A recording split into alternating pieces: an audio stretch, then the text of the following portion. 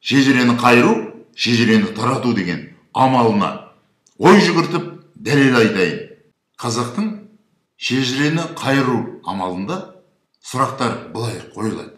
Түпті қияның кім? Білесің бе? Жауап бере аласың ба? Жоқ. Тұғияның кім? Жауап жоқ. Солай болып тұр. Бабаң кім дейді? Жауап бере аласың ба? Бере алмайсың. Мен шет жағасын шығарып жауапты берейін. Ұлы жүз бабам үйсін дейді. Орда жүз бабам арық үй дейді. Кіші жүз бабам үшқан дейді. Сондықтан қазақ ұлы жүзді үйсін бір жерге үйе білетіндіктен, басы жинай білетіндіктен алға қойған.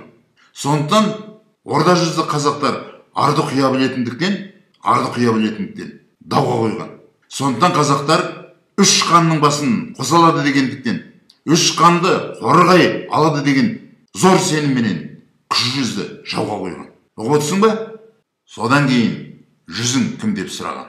Сол уақытта қазақ айтқан: ұлы орда күші деп.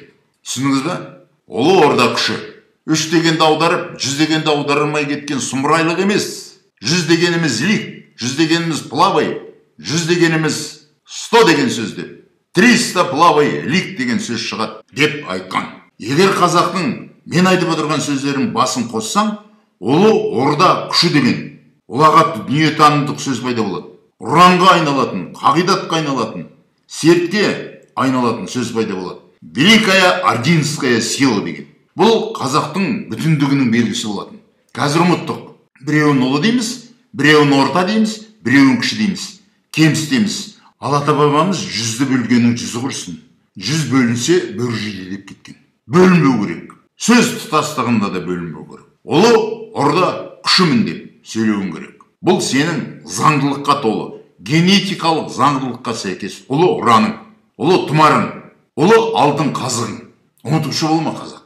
Оның үстіне жүз деген сөз лик болып аударылатын болса, ана христиандардың айтып жүрген «У Бога есть 3 божественного лика. Он человека делал подобным себе» деген сөзінен ешқандай кемшін жер жоқ. Түсінік пайда болады. Біздің де 3 жүзіміз бар. Құдайдың өзі таңбалап берген 3 жүзіміз бар деп айта аламыз. Лигіміз бар деп айта аламыз. Мы подобные деп айта аламыз. Міне сондай ұлы дүниетаным. Ал генетика